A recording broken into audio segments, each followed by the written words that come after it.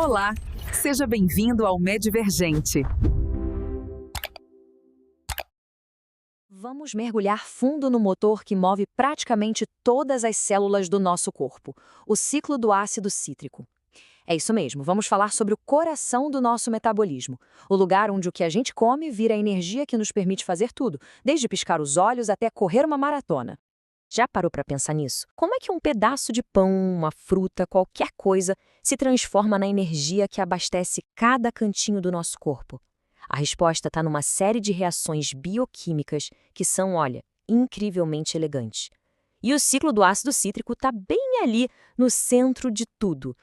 Para a gente entender isso direitinho, vamos seguir um roteiro simples. Primeiro, a gente vai ver o quadro geral, a estratégia do corpo. Depois, vamos entender como o combustível é preparado para entrar na festa. Aí sim a gente mergulha no ciclo em si. Em seguida, vamos ver qual é a grande recompensa desse processo todo e, por fim, como o corpo consegue controlar a velocidade desse motor. Vamos lá? Então, para começar, é fundamental entender onde o ciclo do ácido cítrico se encaixa nesse quebra-cabeça. Ele não trabalha sozinho, sabe? Ele faz parte de uma estratégia de 3 estágios que as nossas células usam para tirar o máximo de energia da comida. Funciona mais ou menos assim. No estágio 1, moléculas grandonas, tipo glicose, são quebradas em pedaços menores. O estágio 2 é o nosso astro de hoje, o ciclo do ácido cítrico, que pega esses pedaços e oxida eles completamente. E aí, no estágio 3, a energia que foi capturada é usada para produzir uma quantidade gigantesca de ATP, que é a moeda de energia da célula. Mas calma lá. Antes de ligar o motor, o combustível precisa ser preparado, refinado. Existe um passo intermediário que é absolutamente crucial entre o estágio 1 e o 2.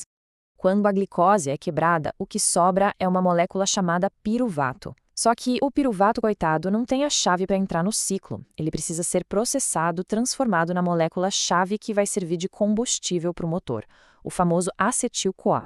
E quem faz essa conversão mágica? Uma estrutura que é, sinceramente, impressionante: o complexo piruvato desidrogenase, ou PDH.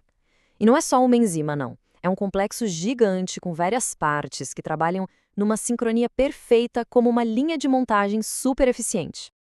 Olha só que interessante como essa máquina funciona. São 3 partes principais. A primeira, a E1, chega e arranca um carbono do piruvato. Pá! Depois, a E2 pega o que sobrou, que é o grupo acetil, e passa ele para a coenzima A, deixando o combustível prontinho. Por último, a E3 entra em ação para dar um reset em tudo, e no processo ela captura elétrons cheios de energia, como se estivesse recarregando umas baterias. E é aqui que a história fica fascinante e até um pouco sombria. A importância dessa maquininha molecular fica muito, mas muito clara quando a gente vê o que acontece se ela para de funcionar. E isso nos leva diretamente a venenos históricos e até à literatura. Sabe a expressão louco como chapeleiro, que ficou famosa em Alice no País das Maravilhas? Pois é, ela não surgiu do nada. Ela tem uma origem bem trágica. Os chapeleiros do século XIX usavam mercúrio para tratar o feltro dos chapéus e, com o tempo, sofriam danos neurológicos gravíssimos. E aqui está o mecanismo por trás disso. Tanto o mercúrio quanto o arsenito têm uma atração fatal por enxofre. E adivinha onde tem enxofre? Justamente na coenzima lipoato, lá na parte E2 da nossa máquina PDH. Quando eles se ligam ali, é como uma sabotagem. A linha de montagem para, a produção de acetil-CoA é interrompida, as células ficam sem combustível e o cérebro, que é um devorador de energia, é um dos primeiros a sentir o baque. Ok, combustível preparado, prontinho para ser usado. Agora sim, podemos finalmente ligar o motor. Vamos entrar de vez no ciclo do ácido cítrico, o estágio 2 da nossa usina de energia. Apesar de ter 8 etapas com nomes que parecem complicados, a ideia central é muito elegante. Pensa num ciclo que nunca para. O combustível de 2 carbonos entra, se junta com uma molécula de 4 carbonos, aí eles dão uma volta completa, liberando toda a sua energia no caminho. No final, a molécula de 4 carbonos está lá de novo, intacta, prontinha para receber o próximo combustível. Então, o ponto central é esse. A cada volta, o que alimenta o ciclo é uma unidade de 2 carbonos que vem lá do acetil-CoA. E para onde vão esses 2 carbonos que entraram? Eles são liberados como dióxido de carbono. É isso mesmo. Essa é literalmente a fumaça do escapamento do nosso motor metabólico. É o CO2 que a gente solta a cada respiração. E aqui, atenção, porque esse é um ponto que muita gente confunde. O ciclo não produz um monte de energia direta na forma de ATP. O trabalho principal dele é outro, é ser um colhedor. Ele vai quebrando as ligações do combustível de forma sistemática para colher elétrons riquíssimos em energia. E o resultado dessa colheita é impressionante. A cada volta completa, são produzidas 3 moléculas de NADH e uma de FADH2. Pensa nelas como se fossem baterias recarregáveis, que agora estão com a carga no máximo. De quebra, ainda sai uma molécula de GTP, que é tipo um primo do ATP, um bônus de energia imediata. Certo. Então, no fim das contas, qual é a grande recompensa de todo esse processo? A resposta é dupla. E isso é que torna o ciclo tão genial. Ele serve tanto para gerar energia, quanto para construir novas moléculas. A grande bolada de energia não está no ciclo em si, mas no que acontece logo depois. Aquelas baterias carregadas, o NADH e o FADH2, levam sua carga preciosa de elétrons para o estágio 3. E é lá que essa energia vai ser convertida em massa na moeda universal da célula, o ATP. Mas o ciclo do ácido cítrico tem outra função igualmente vital. Ele é o que a gente chama de uma via anfibólica. O que isso quer dizer?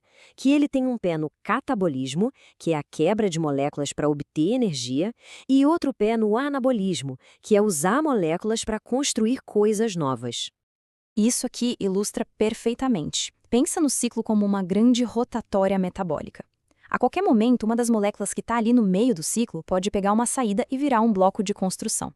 O citrato pode sair para formar gordura. O alfa-cetoglutarato vira aminoácido. O succinil-CoA é essencial para fazer o heme do nosso sangue. O ciclo não é só um motor, é uma oficina de peças também. E claro, um sistema tão central, tão poderoso, precisa ser controlado com mão de ferro. A célula não pode simplesmente deixar esse motor funcionando a toda velocidade o tempo todo, sem controle nenhum. E o jeito que a célula faz esse controle é genial de tão simples. É baseado na oferta e na demanda.